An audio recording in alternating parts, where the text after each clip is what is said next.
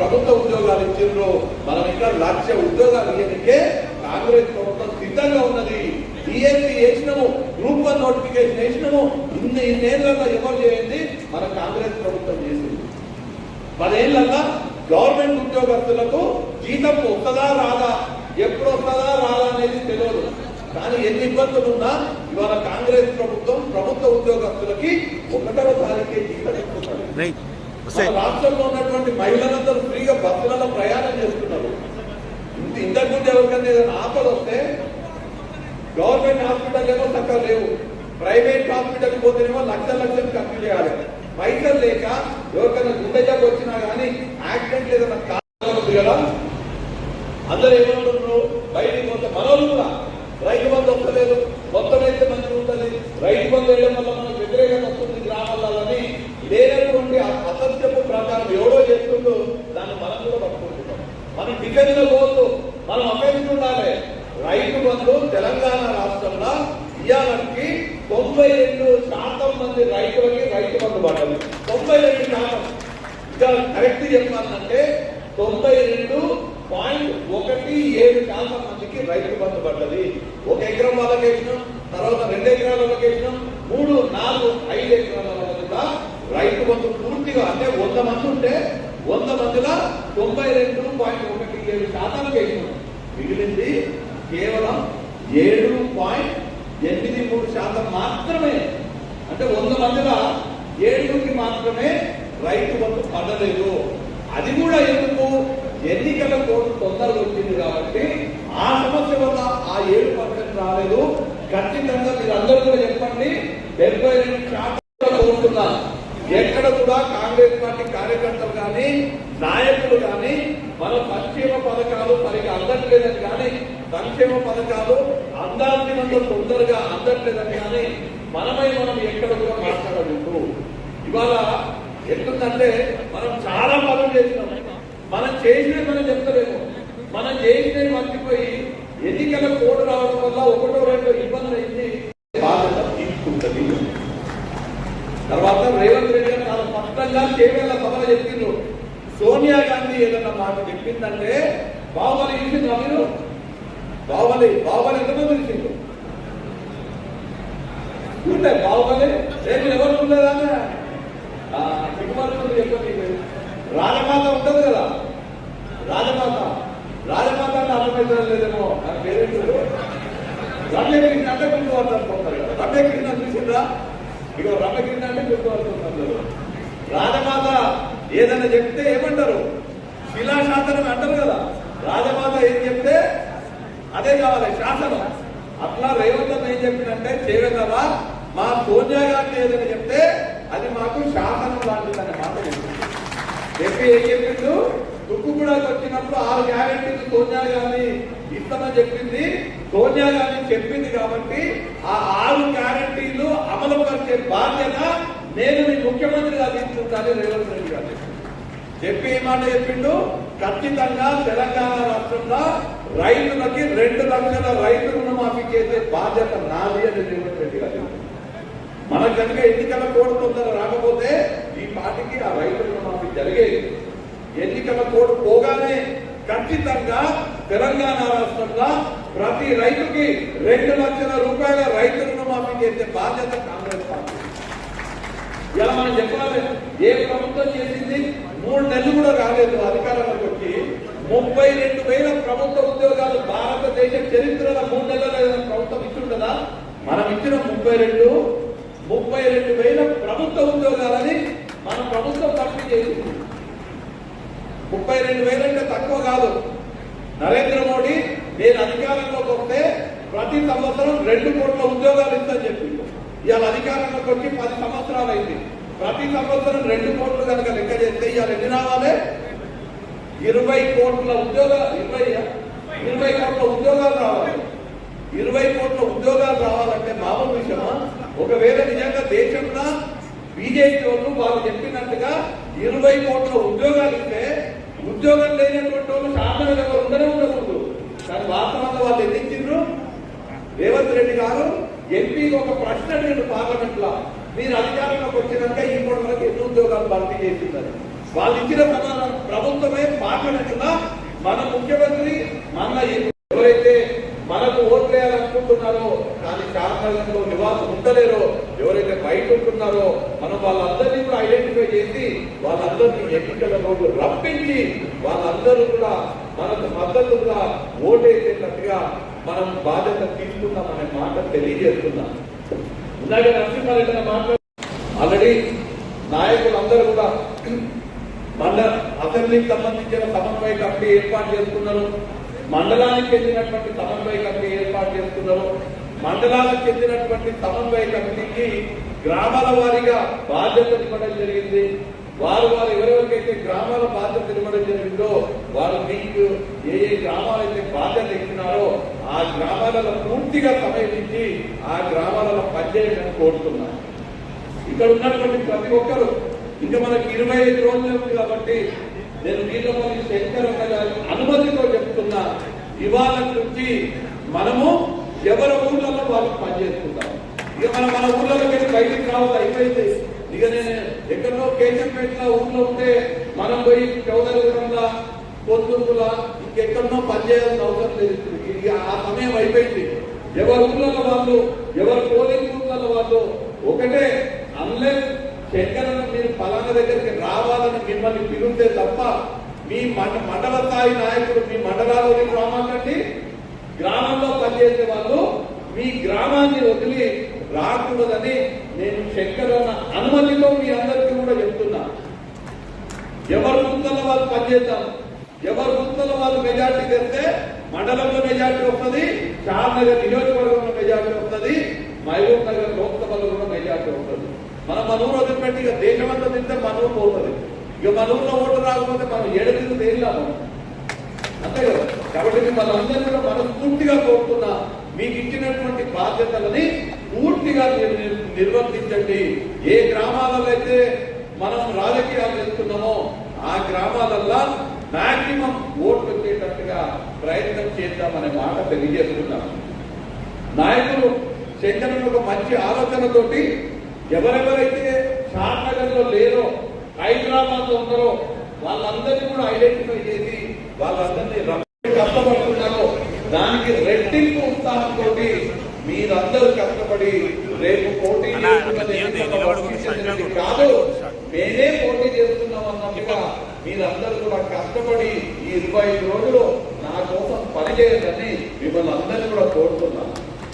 మీరు 25 రోజులు కష్టపడి పనిచేస్తే ఖచ్చితంగా వీళ్ళపల్లి శంకర్ గారి నాయకత్వంలో, చోలపల్లి ప్రతాప్ రెడ్డి గారి నాయకత్వంలో షాద్నగర్ నియోజకవర్గం నుంచి అత్యధిక మెజారిటీ కాంగ్రెస్ ప్రభుత్వం. మనం అధికారంలో ఉన్నప్పుడు సిలిండర్ రేట్ 400 ఉండేది. బీజేపీ వాళ్ళు వచ్చినాక 1200 అయింది. ఇవాళ వల్ల మీరందరూ కాంగ్రెస్ పార్టీకి పనిచేసి చేయి గుర్తు కోటేస్తే శంకరన్న ఎమ్మెల్యే అయిండు, శంకరన్న పోయి ఓటేస్తే రేవంత్ అన్న ముఖ్యమంత్రి అయిండు. రేవంత్ అన్న కదా 1200 ఉన్న సిలిండర్ ని 500 రూపాయలకు మనం సిలిండర్ ఇస్తున్నాం. కొంతమందికి ఆ డబ్బులు పడతలేవు మన మహబూబ్నగర్ జిల్లాలో. ఎందుకంటే ఎమ్మెల్సీ కోడ్ మొదలు వచ్చింది. ఎంపీ కోడ్ కన్నా ఎమ్మెల్సీ కోడ్ మొదలు రావడం వల్ల ఆ 0 బిల్లులు కానీ సిలిండర్ కానీ ఇబ్బంది ఉంది. ఎవరు కూడా కరెంటు బిల్లు కట్టాల్సిన అవసరం. వీళ్ళపల్లి శంకర్ గారి ఆధ్వర్యంలో ఈడున్న మీరందరూ కూడా ఏకపక్షంగా ఒక్కరు కూడా పక్కన పోకుండా మహబూబ్ నగర్ ఎంపీగా వంశీచంద్ర రెడ్డియే పోటీ చెయ్యాలి అని మీ అందరు చెప్పినందుకు నాకు పార్టీ టికెట్ ఇచ్చింది. మీరు ఉన్నటువంటి వేదిక మీద ఉన్నటువంటి నాయకులు కానీ ఇక్కడ కూర్చున్నటువంటి వాళ్ళు కానీ వేరే పేరు ఆలోచన కూడా చేయలేదు, వేరే ఏం ఆలోచన చేయలేదు. అందరూ ఏకపక్షంగా వంశీచంద్ర రెడ్డి ఎంపీగా పోటీ చేయాలని మీరు భావించారు. మీ ఆలోచనకు తగ్గట్టుగా రాహుల్ గాంధీ గారు, రేవంత్ రెడ్డి గారు నిర్ణయం తీసుకొని నన్ను ఎంపీ అభ్యర్థిగా ఖరారు చేసింది. అంటే నాకు ఇవాళ కాంగ్రెస్ పార్టీ టికెట్ రానికే ఇక్కడ ఉన్నటువంటి నాయకులు మీరందరే కారణము. షాద్నగర్ ఉన్నటువంటి కాంగ్రెస్ పార్టీ కార్యకర్తల కోరిక మేరకు కాంగ్రెస్ పార్టీ నాకు ఇవాళ ఎంపీ అభ్యర్థిగా నన్ను ఖరారు చేసింది. ఈ నేపథ్యంలో నేను మీ వద్దకు ఎందుకు వచ్చిందంటే మీ వల్లనే నాకు టికెట్ వచ్చింది, మీరే నన్ను ఎంపీగా పోటీ చేసేటట్టుగా చేసింది. కాబట్టి ఎవరైతే నాకు టికెట్ ఇప్పించిండ్రో నా గెలుపు బాధ్యత కూడా మీరే తీసుకోవాలని మిమ్మల్ని అందరినీ కోరనికే నేను ఇవాళ మీతో మాట్లాడాలనుకున్నాను. నేను ఇక్కడ ఉన్నటువంటి కాంగ్రెస్ పార్టీ నాయకులు కానీ కాంగ్రెస్ పార్టీ కార్యకర్తలందరికీ కూడా మనస్ఫూర్తిగా చేతులు జోడించి నమస్కరిస్తూ మిమ్మల్ని అందరినీ కోరుతున్నా, మీరు దయచేసి మీ వల్లనే ఇవాళ నేను ఎంపీగా పోటీ చేస్తున్నా, మీ మీద విశ్వాసంతో మీ మీద నమ్మకంతో నేను మన కల్వకుర్తిలో ఎమ్మెల్యేగా కూడా పోటీ చేయకుండా ఇవాళ ఎంపీగా పోటీ చేస్తున్నా. దయచేసి మీరు అందరూ కూడా నా గెలుపు బాధ్యత మీరందరూ మీ భుజస్కంధాల పైన తీసుకోవాలని చేతులు జోడించి మిమ్మల్ని అందరినీ కోరుతున్నాను. ఇవాళ 15వ తారీఖు, ఇంకా దాదాపు 26-27 రోజులు ఉంటాయి మనం ఎన్నికల కోసం పనిచేయడానికి. మధ్యలో శ్రీరామనవమి వస్తుంది. మనం పెద్ద ఎత్తున 17 నాడు శ్రీరామనవమి జరుపుకుందాము. తర్వాత ఆంజనేయ స్వామి జయంతి వస్తుంది. ఆల్రెడీ రంజాన్ చేసుకున్నాము, ఈస్టర్ అయిపోయింది. శ్రీరామనవమి, ఆంజనేయ స్వామి జయంతి తర్వాత ఎన్నికలు ఉంటాయి. ఈ 2 పండుగలను కూడా మనం గొప్పగా వైభవంగా జరుపుతున్నాము. వేరే వాళ్ళు ఓట్ల కోసం రాముని, ఓట్ల కోసం దేవుణ్ణి పూజ చేస్తారు, కానీ మనం ధర్మం కోసం దేవుడి దగ్గర పోతాము, ధర్మం కోసం దేవుడిని పూజిస్తాము. ఆ 2 పండుగలు బ్రహ్మాండంగా జరుపుకుంటే మనకి ఇంకొక 25-26 రోజులు ఉంటాయి ఎన్నికలకు. సిలిండర్ 500 రూపాయలు అనేది ముఖ్యమంత్రి గారు చాలా స్పష్టంగా చెప్పారు. ఇన్ని పనులు చేస్తున్నాం మనం. అన్నింటికన్నా ముఖ్యంగా అంతకుముందు అసలు గవర్నమెంట్ ఉన్నట్టే లేకుంటే, ఏదో ఒక రాజరిక పాలన జరుగుతున్నట్టుండే. మీకు ఎవరికైనా ఊళ్ళో ఎవరికి ఏ సమస్య ఉన్నా మీరు ఏదైనా కాయలు తీయాలంటే 7 కోట్ల తెలిసేది కాదు, మంత్రులు దొరికేటోడు కాదు, ముఖ్యమంత్రి ఏడుంటాడో స్థాయి పండుకునేటోడు మంచిగా, ఎమ్మెల్యేలు దొరికేటోడు కాదు. ఏదైనా సమస్య మీద కొట్లాడదామంటే ఎప్పుడైనా ధర్నా చేసి రమ్మని, ఏదైనా ప్రోగ్రాం ఉందంటే వీళ్ళందరూ ఏడుండేటోళ్ళు పోలీస్ స్టేషన్ ఉండేటోళ్ళు. అవునా?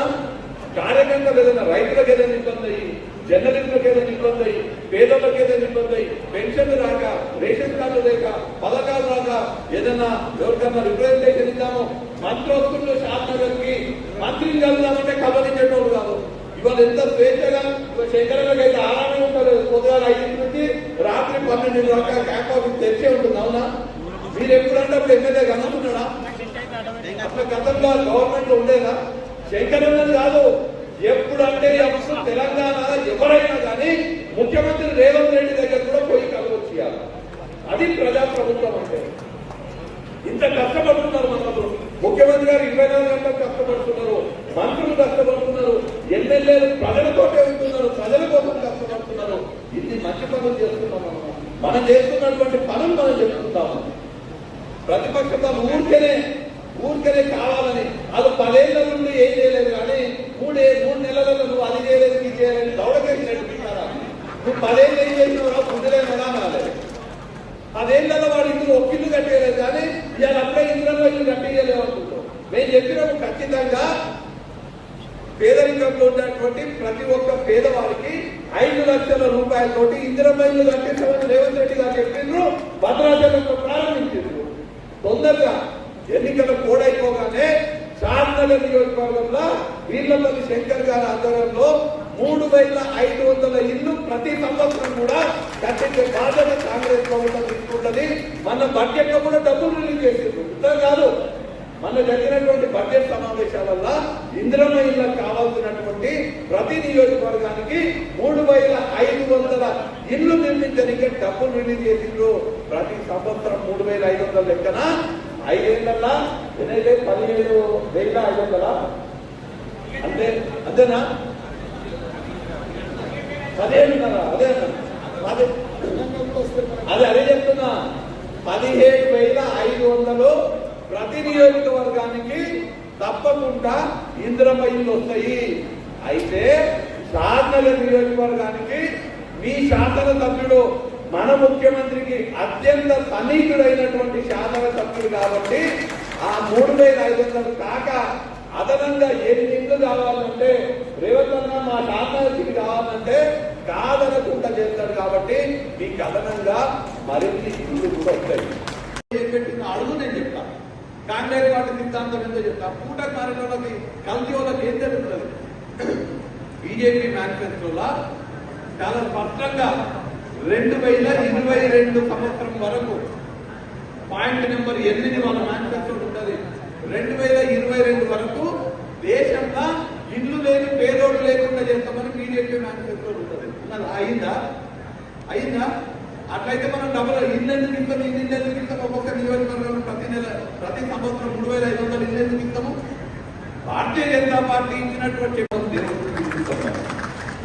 ఆ రెండు పండుగలు బ్రహ్మాండంగా జరుపుకుంటే మనకి ఇంకొక 25-26 రోజులు ఉంటాయి ఎన్నికలకు. నేను మిమ్మల్ని అందరినీ కోరుతున్నా, ఈ 25-26 రోజులు మీరు కష్టపడి ఎట్లయితే ఇప్పుడు కష్టపడుతున్నారో దానికి రెట్టింపు ఉత్సాహంతో మీరందరూ కష్టపడి రేపు పోటీ చేస్తున్నది ఎన్నికల్లో వంశీచంద్రెడ్డి కాదు, మేమే పోటీ చేస్తున్నాం అన్నట్టుగా మీరందరూ కూడా కష్టపడి ఈ 25 రోజులు నా కోసం పనిచేయదని మిమ్మల్ని అందరినీ కూడా కోరుతున్నాం. మీరు 25 రోజులు కష్టపడి పనిచేస్తే ఖచ్చితంగా వీళ్ళపల్లి శంకర్ గారి నాయకత్వంలో, చోలపల్లి ప్రతాప్ రెడ్డి గారి నాయకత్వంలో షాద్నగర్ నియోజకవర్గం నుంచి అత్యధిక మెజారిటీ కాంగ్రెస్ పార్టీకి వస్తుంది. మీరు కష్టపడితే షాద్నగర్ అత్యధిక మెజార్టీ వస్తుంది. షాద్నగర్ లో అత్యధిక మెజార్టీ వస్తే నేను ఎంపీగా గెలుస్తా. మీరు కష్టపడి నన్ను ఎంపీగా గెలిపిస్తే కొత్త ఏంటని ఒక్క ఉద్యోగం అని వచ్చిందా? నేనే అడుగుతున్నా నీకే అన్నామని. అమ్మ దొరకని నువ్వు షాద్నగర్ నియోజకవర్గానికి నేను ఇలా బీజేపీలో ఉన్న కేంద్రంలో అధికారంలో ఉన్నది, కేంద్ర అధికారంలో ఉన్నటువంటి ప్రభుత్వం నుంచి నేను ఈ ఒక్క పైసా తీసుకొచ్చిన షాద్నగర్ అని చెప్పు. నేను నామినేషన్ అయ్యాను ఎలక్షన్ మంది. నేను చెప్తున్నా, ఒక్క పైసా తెచ్చినట్టు చూపి అదనంగా షాద్నగర్కి, కేంద్ర ప్రభుత్వం నుంచి షాద్నగర్కి ఒక్క ప్రాజెక్టు తెచ్చినట్టు చూపి, ఒక్క పైసా నిధులు తెచ్చినట్టు చూపి నేను లోక్సభ ఎన్నికలకు నామినేషన్ కూడా ఇవ్వాలి. పనిచేసేది ఏముండదు, పైసలు తెచ్చేది, నిధులు తెచ్చేది ఉండదు, ప్రాజెక్టు తెచ్చేది ఉండదు, ఏం చేసేది లేదు. కొత్తగా నోరుంది కదా అని ఇష్టం వచ్చినట్టు మాట్లాడు. నోరుంది కదా అని భారతీయ జనతా పార్టీ ఓడిపోబోతున్నది, కాంగ్రెస్ పార్టీ గెలవబోతున్నది, రాహుల్ గాంధీ గారు ప్రధానమంత్రి కాబోతున్నారు. తెలంగాణ రాష్ట్రంలో ఖచ్చితంగా 14 స్థానాలు, మహబూబ్ నగర్ తో పాటు 14 స్థానాలు తగ్గకుండా కాంగ్రెస్ పార్టీ గెలవబోతుంది. రాహుల్ గాంధీ ప్రధానమంత్రి అవుతున్నాడు. రాహుల్ గాంధీ గారు ప్రధానమంత్రి అయిన తర్వాత పార్టీకే ఇంట్లో నేను కోరుతున్న ఈ 4-5 విషయాలు కొంచెం శ్రద్ధగా నోట్ చేసుకుంటాను. రాహుల్ గాంధీ గారు ప్రధానమంత్రి అయిన తర్వాత భారతదేశంలో ఉన్నటువంటి ప్రతి ఒక్క నిరుద్యోగి 25 సంవత్సరాలు దాటి డిగ్రీ గాని డిప్లొమా గాని పూర్తి చేసుకున్న ప్రతి నిరుద్యోగికి సంవత్సరానికి ₹1,00,000 జీతంతో ఉద్యోగ భద్రత కల్పించాలని రాహుల్ గాంధీ హామీ. మహిళలకి, దేశంలో ఉన్నటువంటి ప్రతి పేద మహిళకి ప్రతి సంవత్సరము ₹1,00,000 మీ అకౌంట్ లో పడేటట్టుగా రాహుల్ గాంధీ గారు బాధ్యత తీసుకున్నారు. నిరుద్యోగులకి 1,00,000 జీతం ప్రతి సంవత్సరం, మహిళలకు ప్రతి సంవత్సరం ₹1,00,000 వాళ్ళ అకౌంట్ లో పడతాయి. రైతులకి కనీస మద్దతు ధర ఇవ్వడాన్ని చట్టం రూపంలో రాహుల్ గాంధీ గారు తీసుకురాబోతున్నారు. అది కూడా ఎట్లాంటి చట్టం అంటే, స్వామినాథన్ కమిషన్ సిఫారసు మేరకు ప్రతి రైతుకి ప్రతి పంటకు, ఆయన పండించే పంటకు కనీస మద్దతు ధర ఇచ్చేటట్టుగా. స్వామినాథన్ కమిషన్ ఏం చెప్తుందంటే, ఒక రైతు పంట పండియనికే ₹1,00,000 పెట్టుబడి పెడితే ఆ రైతుకి ఆ పంట మీద వచ్చేటువంటి దిగుబడికి ₹1,50,000 కనీస మద్దతు ధర ఇవ్వాలి. 10,000 రిలీజ్ చేసిండ్రు.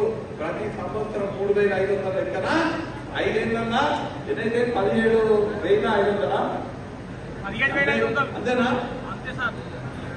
అదే అన్న, అదే చెప్తున్నా. 17,500 ప్రతి నియోజకవర్గంలో స్టేట్ దగ్గర ఏది కాయిదాల నుంచి కుదో పెట్టుకోవడము, లేదంటే ఆడవాళ్ళు మెడలు ఉన్నటువంటి పుస్తల తాడు అమ్మి కానీ కుదో పెట్టి కానీ పైసలు తీసుకొని ఇళ్లలో ఉన్న పేదోళ్ళకి చికిత్స చేపిస్తున్నారు. చాలా మందికి హాస్పిటల్ బిల్లులు కట్టలేక అప్పుల పాలైనటువంటి పరిస్థితి ఉంది గతంలో.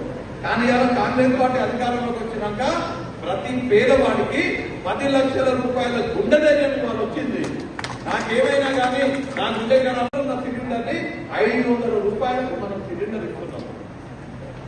కొంతమందికి ఆ డబ్బులు పంపలేవు మన మహబూబ్నగర్ జిల్లాలో. ఎందుకంటే ఎంఎస్సీ కోడ్ మొదలు వచ్చింది. ఎంపీ కోడ్ కన్నా ఎంఎస్సీ కోడ్ మొదలు రావడం వల్ల ఆ 0 బిల్లులు కానీ ఆ సిలిండర్ కానీ ఇబ్బంది ఉంది. ఎవరు కూడా కరెంటు బిల్లు కట్టాల్సిన అవసరం లేదు. అందరికీ కూడా కరెంటు బిల్లు ఫ్రీగా, సిలిండర్ 500 రూపాయలకే వస్తుంది అనేది ముఖ్యమంత్రి చాలా స్పష్టంగా చెప్పారు. అత్యంత సన్నిహితుడైనటువంటి శాసనసభ్యుడు కాబట్టి ఆ 3500 కాక అదనంగా ఎన్నింటి కావాలంటే రేవంత్ అన్న మా శాసనసభ్యుడు కావాలంటే కాదనకుండా చేస్తాడు. కాబట్టి మీకు అదనంగా మరిన్ని ఇంట్లు వస్తాయి. ఇవాళ వాళ్ళు చెప్తారు మీరు ఏం చేసిండ్రు, మీరు ఇల్లు కట్టలేదు అంటే 10 ఏళ్ళలో కట్టింది వాళ్ళు. బీజేపీ కూడా ఎంత మాట్లాడుతుంది. ఇవాళ బీజేపీ వాళ్ళు ఆ డీకేలో మాట్లాడుతుంది మన మీ పని కాదు నా పని అని భావించి నేను శంకరన్న మీ పనులన్నీ చేపించే బాధ్యత తీసుకుంటామని వాళ్ళకి తెలియజేస్తున్నాను. ఆల్రెడీ నాయకులందరూ కూడా మండల అసెంబ్లీకి సంబంధించిన సమన్వయ కమిటీ ఏర్పాటు చేసుకున్నారు. మండలానికి చెందినటువంటి సమన్వయ కమిటీ ఏర్పాటు చేసుకున్నారు. మండలాలకు చెందినటువంటి సమన్వయ కమిటీకి గ్రామాల వారీగా బాధ్యతలు ఇవ్వడం జరిగింది. వారు ఎవరెవరికైతే గ్రామాల బాధ్యతలు ఇవ్వడం జరిగిందో వారు మీకు ఏ గ్రామాలైతే బాధ్యత ఇచ్చినారో ఆ గ్రామాలలో పూర్తిగా సమయం ఇచ్చి ఆ గ్రామాలలో పనిచేయాలని కోరుతున్నాను. ఇక్కడ ఉన్నటువంటి ప్రతి ఒక్కరూ ఇంకా మనకి 25 రోజులు ఉంది కాబట్టి నేను వీళ్ళపల్లి శంకరన్న గారి అనుమతితో చెబుతున్నా, ఇవాళ నుంచి మనము ఎవరి ఊర్లలో మనం పనిచేస్తున్నాం. ఎందుకు నిర్ణయించిందంటే నా ఉద్దేశంలో దాంట్లో నా గొప్పతనం ఏం లేదు. వీర్లపల్లి శంకర్ గారి ఆధ్వర్యంలో ఈడున్న మీరందరూ కూడా ఏకపక్షంగా ఒక్కరు కూడా పక్కకు పోకుండా మహబూబ్ నగర్ ఎంపీగా వంశీచంద్ర రెడ్డియే పోటీ చెయ్యాలి అని మీ అందరు చెప్పినందుకు నాకు పార్టీ టికెట్ ఇచ్చింది. ఉన్నటువంటి వేదిక మీద ఉన్నటువంటి నాయకులు కానీ ఇక్కడ కూర్చున్నటువంటి వాళ్ళు కానీ అంతేకాకుండా సమాజంలో ఉన్నటువంటి అత్యధిక శాతం ఉండేటువంటి బీసీలు, ఎస్టీలు, మైనార్టీలకు అండగా ఉండడానికే దేశ స్థాయిలో కులగణన తీసుకొచ్చి అందరికీ కూడా వాళ్ళకి రావాల్సినటువంటి హక్కు వాళ్ళకి ఇవ్వడానికి రాహుల్ గాంధీ గారు ప్రయత్నం చేస్తున్నారు. అక్కడ రాహుల్ గాంధీ, ఇక్కడ రేవంత్ రెడ్డి కలిసి షాద్ నగర్ నియోజకవర్గంలో ఉన్నటువంటి సాగుకి యోగ్యమైనటువంటి ప్రతి ఒక్క ఎకరానికి కృష్ణమ్మ నీళ్లు తీసుకొచ్చి షాద్ నగర్ రైతుల కాళ్ళు కడిగే బాధ్యత తీసుకుంటామని చెప్పారు. ఈ షాద్ నగర్ తీసుకెళ్లి మనకు ఎంత అవకాశము, నేషనల్ హైవేగా విధంగా పోతుంది. షాద్ నగర్ నడిమిక నుంచి నేషనల్ హైవే పోతుంది. కానీ దాన్ని ఇంతవరకు ఎవరు కూడా ఉపయోగించుకోలేదు. పెద్ద ఎత్తున ఇండస్ట్రీని ఇక్కడ ఏర్పాటు చేసి మన ప్రాంతం వాళ్లకు ఉద్యోగ అవకాశాలు కల్పించే అవకాశం మనకు ఉంటుంది. ఎయిర్పోర్ట్ అత్యంత దగ్గరలో ఉంటుంది. ఎయిర్పోర్ట్ దగ్గరలో ఉంటే షాద్ నగర్ ప్రాంతాన్ని ఒక లాజిస్టికల్ సిటీగా తీర్చిదిద్దే అవకాశం ఉన్నా కానీ గతంలో ఎవరు కూడా ఆలోచన లేదు. కాబట్టి ఆ అవకాశం షాద్ నగర్ నియోజకవర్గానికి రాలేదు. పెద్ద ఎత్తున ఇవాళ చూస్తున్నాం. అంటే ఒక చిన్న విషయం మీ దృష్టికి తీసుకొస్తా. ఇవాళ మీరందరూ అమెజాన్ ఇవన్నీ చూస్తున్నారా? ఎందుకంటే ఏదైనా కొనుక్కోవాలంటే మనం వెళ్ళిపోయేటోళ్ళము మన ఊర్లో ఉండే చిన్న షాప్ దగ్గరికి పోయేటోళ్ళం, కిరాణా కొట్టు పోయేటోళ్ళం. తర్వాత ఏమైంది, మెల్లమెల్లగా సూపర్ మార్కెట్ వచ్చినా. కానీ ఇప్పుడు ఏమైంది, మనం ఫోన్లోనే ఆర్డర్ చేసుకుంటే మన ఇంటికే తీసుకొచ్చి ఇస్తున్నారు. భవిష్యత్తు మొత్తం కూడా అదే అవుతుంది. హైదరాబాద్ ఎవరు కూడా ఇవ్వాలా సూపర్ మార్కెట్ లో షాప్ లో పోతలేదు. హైదరాబాద్ లో యమదాన్లనే కొనుక్కుంటున్నారు అందరూ. అవునా? ఏమైనా తినాలంటే స్విగ్గీలో ఆర్డర్ చేసుకుంటున్నారు.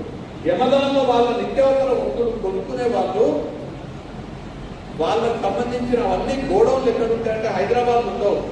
హైదరాబాద్ కి దూరంలో ఉండేటువంటి 60 కిలోమీటర్ల ఉన్నది.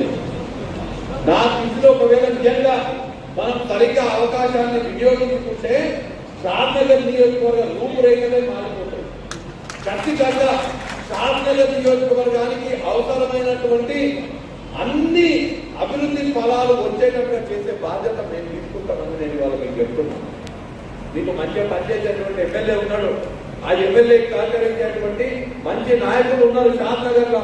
మేమందరం కలిసి షాద్ నగర్ రూపు రేఖలు మారుస్తాము అనే మాట తెలియజేస్తూ ఇంకా ఎక్కువగా మాట్లాడకుండా నేను మిమ్మల్ని అందరినీ కూడా దయచేసి మీరందరూ కూడా రానున్న 25 రోజులు నా గెలుపు కోసం మీరందరూ కూడా కష్టపడి పనిచేయండి. మిమ్మల్ని అందరినీ మీరందరూ కష్టపడి పనిచేస్తే ఖచ్చితంగా నేను ఎంపీ అవుతా, మీకు సేవ చేస్తా అనే మాట తెలియజేస్తూ 19వ తారీఖు నాడు ముఖ్యమంత్రి గారు నాకు చెప్పిండ్రు, నువ్వు నామినేషన్ ఎప్పుడు వేస్తున్నావు మంచి అని అడిగింది. అన్న 19 మంచి రోజు ఉందన్నా 11 గంటలకి 19 అనుకుంటున్నా అని చెప్పిన. లేదు నువ్వు కాదు, నీ నామినేషన్ నేను వచ్చేస్తా అని చెప్పింది రేవంత్ అన్న. 19 నాడు రేవంత్ రెడ్డి గారు నామినేషన్ దాఖలు చేయనికే, మహబూబ్ నగర్ ఎంపీగా నామినేషన్ దాఖలు చేయనికే స్వయంగా రేవంత్ రెడ్డి గారు వస్తున్నారు. నేను మిమ్మల్ని అందరినీ కోరుతున్నా, షాద్ నగర్ లో ఉన్నటువంటి ప్రతి ఒక్క కాంగ్రెస్ కార్యకర్త, ప్రతి ఒక్క రైతులకు అందరినీ కూడా రైతుల అప్పులన్నీ కూడా రైతు రుణమాఫీ చేస్తామని కాంగ్రెస్ పార్టీ మేనిఫెస్టోలో పెట్టడం జరిగింది. అంతేకాదు ఇవాళ ఉపాధి హామీ పథకాన్ని చూస్తున్నాం. మనం దేశంలో ఉన్నటువంటి వివిధ రంగాలలో పనిచేసేటువంటి కూలీలను చూస్తున్నాం. కాంగ్రెస్ పార్టీ వాళ్ళ హామీ ఇస్తుంది. కాంగ్రెస్ పార్టీ అధికారంలోకి వచ్చినాక ప్రతి కూలీకి కూడా ఉపాధి హామీ పథకంలో పనిచేసేటువంటి కూలీలతో సహా ప్రతి కూలీకి ఖచ్చితంగా ప్రతి కార్మికుడికి ప్రతిరోజు 400 రూపాయలు మినిమం వచ్చేటట్టుగా చట్టాన్ని తీసుకురావాలి. ఇవాళ మన అందరం కూడా ఊళ్ళలో పనిచేస్తాము. ఉపాధి హామీ కూలీలతో మనం రోజు మాట్లాడుకుంటాం. ఇవాళ ఎంత వస్తుంది రోజు కూలీ? 300 వస్తుందా? 300 వస్తుందా? ఇంకా 270, 300 వస్తుంది. కానీ కాంగ్రెస్ పార్టీ అధికారంలోకి వచ్చిన తర్వాత 400 రూపాయలు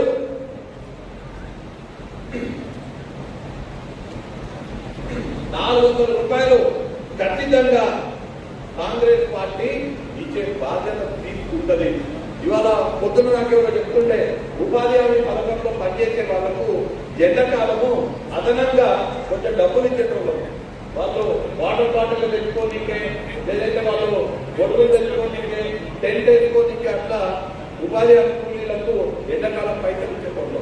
భారతీయ జనతా పార్టీ ఆ పైసలు ఇస్తలేదు, పని దినాలను తక్కువ చేసింది. మొత్తం ఉపాధి హామీ పథకాన్ని నిర్వీర్యం చేసే ప్రయత్నం చేసింది. మీరందరూ ఒక మాట గుర్తుపెట్టుకోండి, కోవిడ్ సమయంలో ప్రపంచంలో ఉన్నటువంటి బలమైన దేశాల ఆర్థిక వ్యవస్థ మొత్తం కూడా చిన్నాభిన్నమైంది. కానీ భారతదేశం ఒక్కటే నిలదొక్కుకోగలిగింది.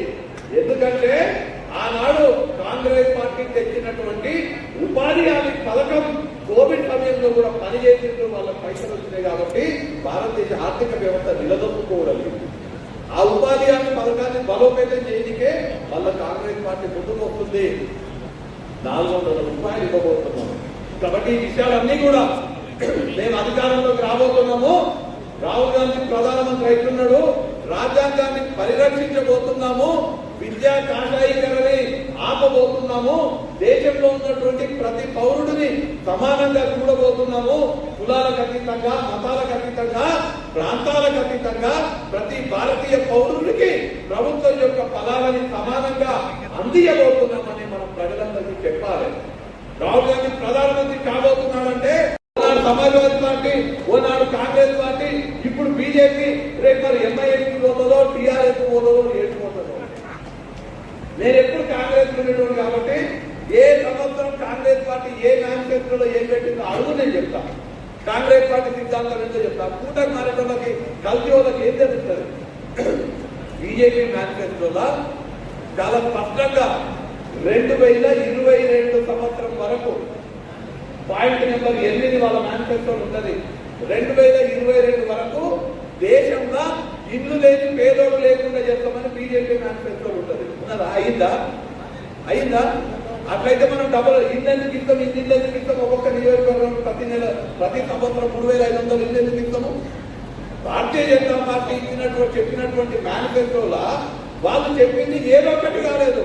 ఇలా డీకేఆర్ వచ్చి అడుగుతుంది మీ 6 గ్యారెంటీలు ఏమైనా మీరు 15 లక్షలు ఇస్తున్నారు అకౌంట్ ఏమైంది నల్లధనం మొత్తం తీసుకొస్తున్నారు ఏమైంది ఏం చేసిండ్రు మీరు ప్రతి పేదవాడికి 2022 వరకు ఇల్లు కట్టిస్తామన్నారు ఏమైంది రైతులకి ఆదాయాన్ని రెట్టింపు చేస్తామన్నారు ఏమైంది రైతుల ఆదాయం రెట్టింపు కాదే రైతు ఆత్మహత్య రెట్టింపు అయితే చేసేస్తా మన జిల్లాకు ఒకటన్నా కొత్త రైల్వే లైన్ వచ్చిందా ఒక్కటన్నా కొత్త రైల్వే లైన్ వచ్చిందా కొత్త ప్రాజెక్ట్ ఒక్కటన్నా వచ్చిందా పాలమూరు రంగారెడ్డి ఎత్తిపోతల పథకానికి జాతీయ హోదా వచ్చిందా కొత్త ఏదైనా ఒక్క ఉద్యోగం వచ్చిందా నేనే అడుగుతున్నా డీకేఆర్ నమ్మని అమ్మా దొరకాని నువ్వు షాద్నగర్ నియోజకవర్గానికి నేను ఇలా బీజేపీలో ఉన్న కేంద్రంలో అధికారంలో ఉన్నది కేంద్ర అధికారంలో ఉన్నటువంటి ప్రభుత్వం నుంచి నేను ఈ ఒక్క పైస తీసుకొచ్చిన షాద్నగర్ అని చెప్పు నేను నామినేషన్ వేయని ఎలక్షన్ అని చెప్తాను నేను చెప్తున్నా ఒక్క పైస తెచ్చినట్టు యూపీ అదనంగా షాద్నగర్కి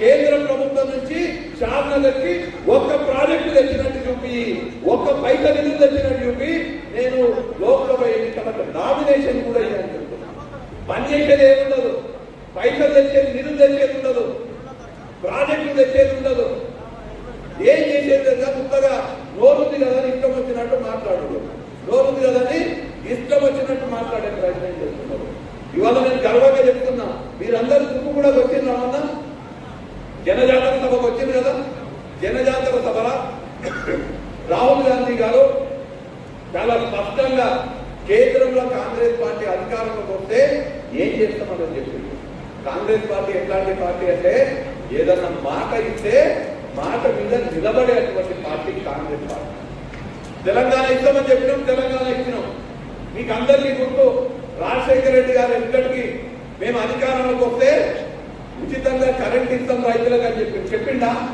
అప్పుడు అందరూ ఏమన్నా ఏడైతే కాదని చెప్పిండు టీడీపీ విమర్శించారు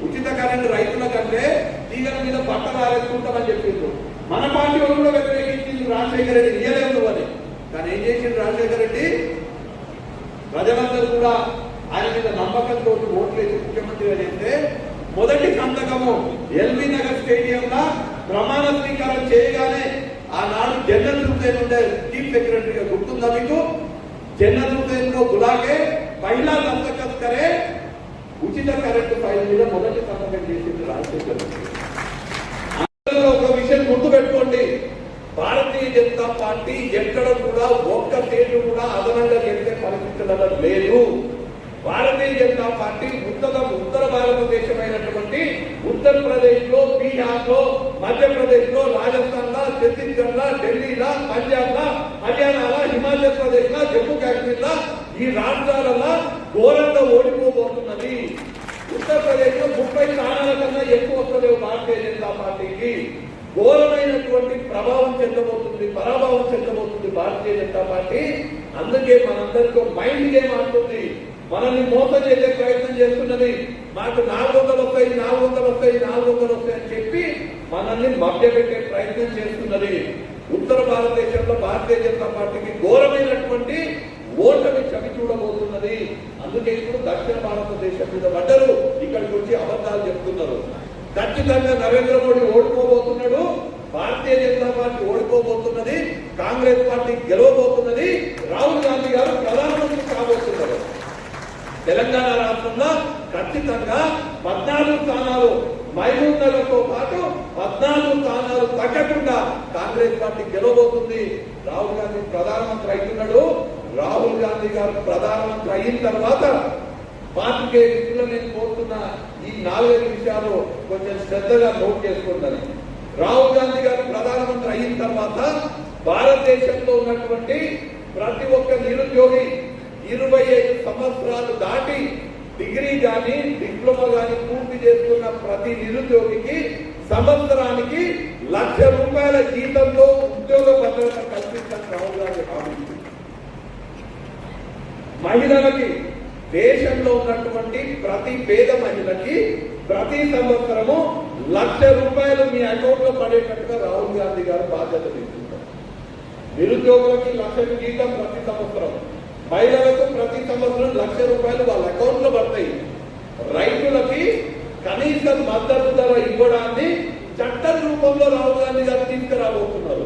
అది కూడా ఎట్లాంటి చట్టం అంటే స్వామినాథన్ కమిషన్ సిఫారసు మేరకు ప్రతి రైతుకి ప్రతి పంటకు ఆయన పండించే పంటకు కనీస మద్దతు ధర ఇచ్చేటట్టుగా స్వామినాథన్ కమిషన్ ఏం చెప్తుందంటే ఒక రైతు పంట పండియనికే ₹1,00,000 పెట్టుబడి పెడితే ఆ రైతుకి ఆ పంట మీద వచ్చేటువంటి దిగుబడికి ₹1,50,000 కనీస మద్దతు ధర ఇవ్వాలి.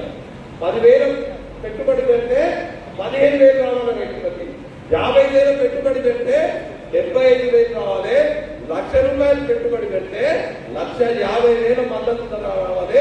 ఇది స్వామినాథన్ కమిషన్ చెప్తుంది. ఇది మామూలుగా ఇట్టుడు కాదు, చట్టం చేయబోతుంది కాంగ్రెస్ ప్రభుత్వం. ఈ విషయం గుర్తుపెట్టుకోండి.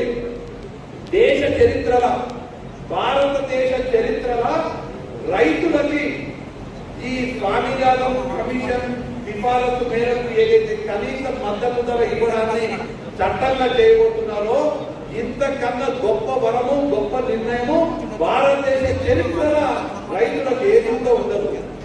నన్ను అడిగితే జవహర్లాల్ నెహ్రూ గారు ఆనాడు భారతదేశానికి ప్రాజెక్టులే ఆధునిక దేవాలయాలని చెప్పి బాక్రానంగల్ డ్యామ్ కానీ నాగార్జున సాగర్ డ్యామ్ కానీ శ్రీశైలం డ్యామ్ కానీ కట్టినప్పుడు ఎంత లాభం జరిగిందో, గ్రీన్ రెవల్యూషన్ వల్ల హరిత విప్లవం వల్ల దేశ రైతులకు ఎంత లాభం జరిగిందో ఈ చట్టం వల్ల భారతదేశ రైతులకు అంత లాభం జరగదు. కనీస మద్దతు ధర ఇవ్వడమే కాకుండా అందరికీ కూడా రైతులకి రుణమాఫీ చేసే దేశంలో ఉన్నటువంటి రైతులందరికీ కూడా రుణమాఫీ చేయాలని కాంగ్రెస్ పార్టీ నిర్ణయం తీసుకుంటది. మీకు అందరికీ ఒక మాట గుర్తు చేస్తున్నా. ఆ రోజు వేరేదో కార్యక్రమాలు ఉన్నాయని పొద్దున్నే వస్తాను, పొద్దున్నేసి ఫస్ట్ ప్రోగ్రాం వచ్చి నీ నామినేషన్ వేసిన తర్వాతనే నేను ముఖ్యమంత్రిగా నా పని నేను చేసుకుంటాను రేవంత్ రెడ్డి గారు చెప్పడం జరిగింది. మీరందరూ కూడా పొద్దున్నే లేచి ఆ రోజు వెహికల్స్ అన్ని కూడా మీకు మీ గ్రామాలకు పంపిస్తాము. పొద్దున్నే లేచి పొద్దున్నే తయారయ్యి రేవంత్ అన్న మహబూబ్ నగర్ వచ్చేలోపు మీరందరూ కూడా మహబూబ్ నగర్ రావాల్సిందిగా దానికోసం కావాల్సినటువంటి ఏర్పాట్లు అన్ని కూడా చేసుకోవాల్సిందిగా మిమ్మల్ని అందరూ కూడా కోరుతూ, అలానే నిన్ననే ముఖ్యమంత్రి గారు నిన్న నైట్ మాట్లాడడం జరిగింది. మన ఇద్దరం పోయేది ఉంటే కానీ మీరు అక్కడ జెండా అంబేద్కర్ జయంతి వెంకటన్న జెండా ఊపే కార్యక్రమం ఉంది కాబట్టి అన్న నువ్వు ఇక్కడ ఉండు నేను ఆడికి పోతా అని చెప్పిన ఒకరు ఇక్కడ ఒకరు అక్కడ పనులు పంచుకున్నాను. సో ముఖ్యమంత్రి గారిని అడిగితే 29, 30 కానీ 30 కానీ 1వ తారీఖు నాడు కానీ షాద్ నగర్ కి ముఖ్యమంత్రి గారు వస్తా అన్నారు. మీరు ఎక్కడ సభ ఏర్పాటు చేయాలి, ఎట్లా ఏర్పాటు చేయాలనేది ఇప్పుడు అది కూడా నేను సాయంత్రం వచ్చిన మంచిదని చెప్పింది. సో మాకు సాయంత్రమే కావాలి, పొద్దుగాలకే వద్దని చెప్పినాను. పొద్దుగాల మధ్యాహ్నం అయితే వద్దు, ఎండ ఉంటుంది. లాస్ట్ మీటింగ్ షాద్ నగర్ కావాలంటే ముఖ్యమంత్రి గారు కూడా లాస్ట్ మీటింగ్ షాద్ నగర్ కి వస్తా, శంకరన్న చెప్పు మీటింగ్ అయిపోయినాక మీటింగ్ ఏమో హెలికాప్టర్ వస్తా, అయిపోయినాక హెలికాప్టర్ ఎగరదు కాబట్టి షాద్ నగర్కి వెళ్ళి బై రోడ్డు నేను హైదరాబాద్ పోతా అనే మాట చెప్పడం జరిగింది. కాబట్టి మీరు 19 నాడు రేవంత్ రెడ్డి గారు ఆధ్వర్యంలో నామినేషన్ దాఖలు చేస్తే మీకు అందరికీ కూడా నేను అభ్యర్థిగా ఆహ్వానం పలుకుతూ, మీరందరూ కూడా చాలా కష్టపడుతున్నారు. ఖచ్చితంగా మీ కష్టానికి తగ్గ ప్రతిఫలం మీకు ఇచ్చే బాధ్యత నాది, శంకరన్నదని మీకు అట్లనే మీరు ఎంతైతే కష్టపడుతున్నారో నాకు ఎవరెవరు ఎంత కష్టపడుతున్నారు, ఏమేమి పని చేస్తున్నారో అంతా కూడా తెలుసు. ఖచ్చితంగా ఎవరెవరైతే కష్టపడుతున్నారో, ఎవరెవరైతే శ్రమ చేస్తున్నారో మీ అందరి రుణం తీసుకుంటాను కూడా నేను ఇవాళ మాట్లాడుతున్నాను. తర్వాత ఎవరెవరైతే బూత్ లెవెల్ ఏజెంట్లు చాలా కష్టపడి పనిచేసి 100% ఈ ఊర్లలో ఉన్న ఓటర్లను కలిసి వారిని కాంగ్రెస్ పార్టీకి ఓటేయమని చెప్పినారో ఆ బూత్ లెవెల్ ఏజెంట్లు అందరినీ కూడా మనస్ఫూర్తిగా అభినందిస్తున్న ప్రతి ఒక్క కాంగ్రెస్ పార్టీ కార్యకర్త, ప్రతి ఒక్క కాంగ్రెస్ పార్టీ నాయకుడికి నా కోసము పార్టీ కోసం పనిచేస్తున్నందుకు మీకు అందరికీ ప్రతి ఒక్కరికి పేరు పేరున కృతజ్ఞతలు తెలియజేసుకుంటూ జై కాంగ్రెస్, జై కాంగ్రెస్. రాహుల్ గాంధీ, సోనియా గాంధీ, రేవంత్ రెడ్డి, వంశీచంద్ర రెడ్డి, ప్రతాప్ అన్న, కార్యకర్తల ఐక్యత. చాలా సంతోషం. ఇవాళ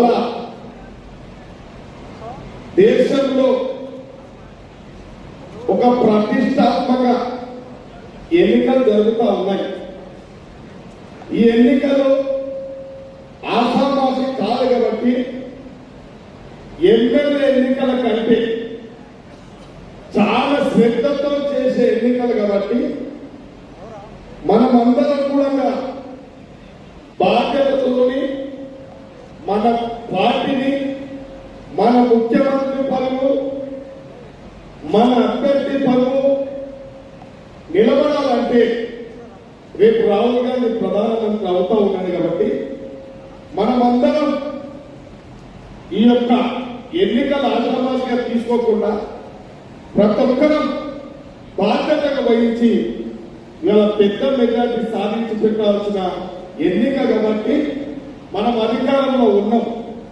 ఇవాళ ఇక్కడికి వచ్చేసినటువంటి పెద్దలు, వేదిక మీద ఉన్న పెద్దలు వర్షకాలం నుంచి కాంగ్రెస్ పార్టీ అత్యంత బలహీనంగా ఉంది.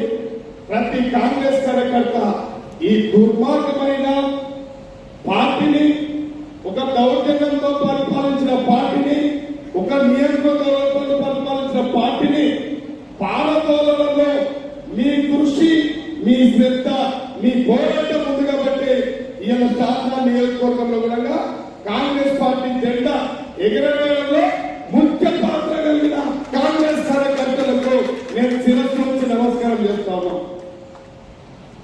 మిత్రులారా, మన మహబూబ్నగర్ జిల్లా వలసల జిల్లా, పేద జిల్లా.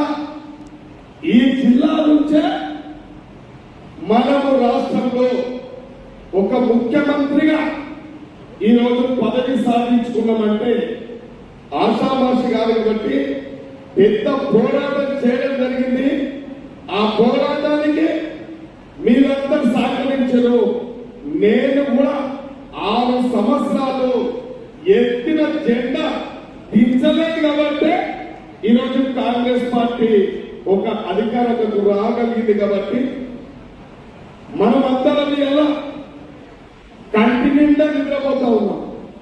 ప్రతి గ్రామంలో అంటా ఉన్నారు, టీఆర్ఎస్ నాయకులు అంటా ఉన్నారు, పాపం పండింది, యథార్థంగా ఉన్నాం, సుఖంగా ఉన్నాం, పని లేకుండా సరే కానీ నిద్ర పడుతుందని చెప్పి ప్రతి ఒక్కరు చెప్తున్నారంటే ఎంత పీడించరు, ఎంత దోసుకురు, ఎన్ని కష్టాలను గురి చేసారో మనందరికీ తెలుసు కాబట్టి మీ దయాదాక్షలతోని, మీ అండదండలతోని ఈరోజు ఎమ్మెల్యేగా ముందు మాట్లాడుతూ ఉంటుంటే మీ అందరి కృషి, మా అందరి కృషి ఉంది కాబట్టి ఇవాళ మనం 100 రోజులలోనే మన పాలమూరు ముద్దుబిడ్డ, మన ముఖ్యమంత్రి వర్యులు ఇవాళ ఇచ్చిన మాట తప్పకుండా రాహుల్ గాంధీ, సోనియా గాంధీ ఇచ్చిన 6 గ్యారెంటీలను కూర్చ తప్పకుండా అమలు చేస్తా ఉంటే ఇవాళ తొందల తోపిడి పార్టీ, పచ్చి తొందలే, ఆంధ్రబాద్ నైబద్ధాలు అన్నట్టుగా ఈ రాష్ట్రాన్ని అన్ని విధాలు తోసుకొని ఇవాళ దౌర్జన్యం, అవినీతికి పాల్పడ్డ పార్టీ అలా దిక్కుతోచని స్థితిలో ఉందంటే ఇవాళ రాష్ట్ర ముఖ్యమంత్రి వర్యులు ఎంత పని చేస్తుందో మనందరికీ తెలుసు, మీ అందరికి తెలుసు కాబట్టి ఇవాళ దేశంలో ఒక మతశక్తి పార్టీ ఈ దేశాన్ని పరిపాలిస్తుంది. ఆ మతశక్తి పార్టీనే పొందగట్టాలి, భారత్ తోడాలని చెప్పి భారతదేశంలో ఉన్న ప్రతి ఒక్క పేదవాడు అవకాశం గురించి చూస్తా ఉన్నాడు కాబట్టి ఈ అవకాశం, ఈ ఎన్నికలు కాబట్టి ఇవాళ బీజేపీ పార్టీ, మతశక్తి పార్టీ విచక్షణంగా ఇలా వివక్ష చూస్తా ఉంది. ఇవాళ విధ్వంసం చేస్తా ఉన్నారు. మతాల మధ్యన చించు, ప్రాంతాల మధ్యన చించు, కులాల మధ్యన చించు పెడతా ఉంది కాబట్టి ఇవాళ ఉత్తర భారతదేశం కాంగ్రెస్ వైపు ప్రజలు మళ్ళీ కాబట్టి దక్షిణ భారతదేశంలో ఏమన్నా అవకాశం ఉన్నదేమో అని చెప్పి బీజేపీ పార్టీ చూస్తుంది కాబట్టి మనమందరం కూడా ఇవాళ శ్రద్ధ వహించి మన పార్టీకి ఇవాళ మంచి వ్యక్తిని కాంగ్రెస్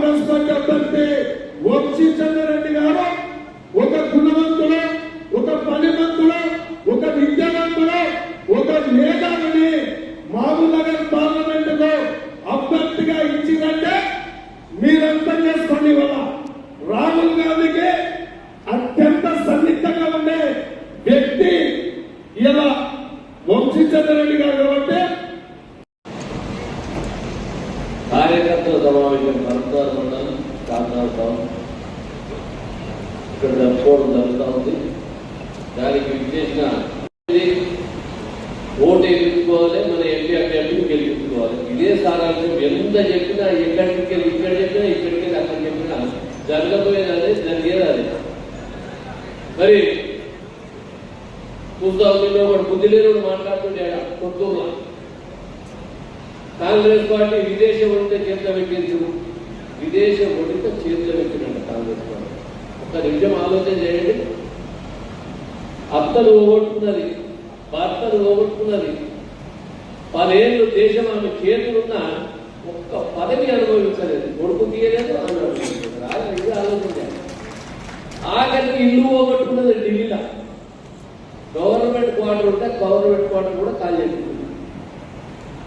దేశం కొరకు ఎక్కడో పుట్టిన ఆ తల్లి ఇప్పుడు వచ్చి మన దేశానికి సేవ చేయాల్సిన అవసరం వచ్చి చేస్తా ఉన్నాడు. మరి వాడు బుద్ధి లేని వాడు నేను మాట్లాడుతున్నాడు. విదేశం వస్తే చేయకూడదు. స్వదేశం ఇస్తే ఏం చేసిందా మీరంతా? బ్రిటిష్ వాళ్ళు వస్తున్నాడు. వాళ్ళ తర్వాత పెద్దగా దోషం ఎవడని ఉన్నాడంటే కేసీఆర్ కుటుంబమే. వాళ్ళంతా దోషులు ఎవరు లేదు ఈ రాష్ట్రంలో, ఈ దేశంలో కూడా. ఆలోచన చేయడం కూడా లక్షల కోట్ల రూపాయల దోపిడీ తెలంగాణ రాష్ట్రాన్ని తెచ్చి ఇస్తే ఇచ్చిన కాంగ్రెస్ పక్కన పెట్టి తీసుకొచ్చి దొంగ చేత పెడితే మనం ఆ దొంగ మొత్తం దోపిడీ గురైన తెలంగాణ రాష్ట్రాన్ని. ఒక ఆమె అయిపోయింది మందు సీసాలు అమ్ముకపోయి ఢిల్లీలో టీఆర్ ఉన్నది.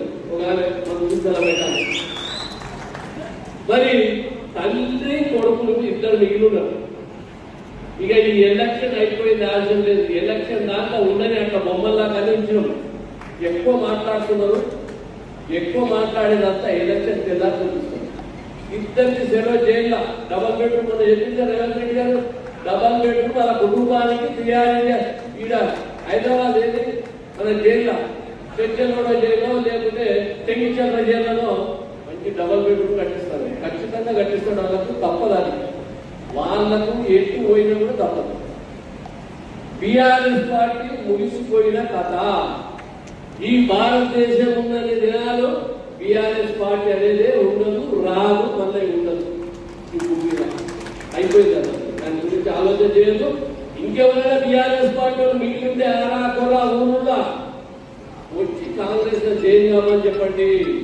కాంగ్రెస్ లో చేంజ్ అయితే 5 ఏళ్ళు వాళ్ళని రక్షిస్తాము, అన్ని విధాలు రక్షిస్తాము. మరి గమనించాలి వాళ్ళందరూ కూడా. అయిపోయిన దానికి ఎన్ని దినాలన్నా వేస్తే వచ్చి కాంగ్రెస్ పార్టీ చేంజ్ కావాలని చెప్పారు. అదేవిధంగా ఇక బీజేపీ సంగతి అయితే మీకు తెలిసిందే. 10 ఏళ్ళు ఒక్కటంటే ఒక్క పని చేసిన భారతదేశానికి చేసిన పాపాన అవ్వలేదు. మరి మతతత్వం తప్పించి ఇంకోటి లేదే లేదు. విషయం తప్పిన మతతత్వం మైనార్టీలు, క్రిస్టియన్ మైనార్టీలు కానీ ముస్లిం మైనార్టీలు కానీ అందులో వచ్చేసి వాళ్ళని ఏదైతుందో వాళ్ళందరినీ కూడా నిజంగా దానికి ఉదాహరణ మనం తీసుకుంటే మణిపూర్ విధానం చూడండి. మణిపూర్ ఏ విధంగా క్రిస్టియన్ మైనార్టీలు ఏ విధంగా ఆ విధంగా ముస్లిం మైనార్టీలు ఎక్కడ కూడా ఒక రూపాయి ఇచ్చి వాళ్ళ పాపం విద్య కానీ ఉపాధి కానీ ఎక్కడ చూసిన ఒకసారి గమనిస్తారు. ఇక వాళ్ళు ఆయన చెప్పే 15 లక్షలు చెప్పే ఎన్నో చెప్పే ఒక్కటంటే ఒకటి అమలు చేయలేదు. మరి అలాంటి వాటిని మళ్ళీ ఓటేస్తే ఈ దేశం మన చేతులు పెడితే ఏముంటుందో ఒక్కసారి మీరు ఆలోచన చేయాలి. కాబట్టి ఈ దేశానికి అందరినీ కాపాడే పార్టీ ఒక కాంగ్రెస్ పార్టీ. మరి అందరినీ రక్షించేవాడు ఇప్పుడు రాహుల్ గాంధీ, సోనియా గాంధీ. అలాంటి పార్టీ అప్పుడు పోదాం మనమందరం. రాహుల్ గాంధీ గారిని ప్రధానమంత్రిగా చూద్దాం. ఇవాళ మన వంశీచంద్ర రెడ్డి గారి గెలుపు అయిపోయినట్టే. దాన్ని ఆలోచన చేయాల్సిన అవసరమే లేదు.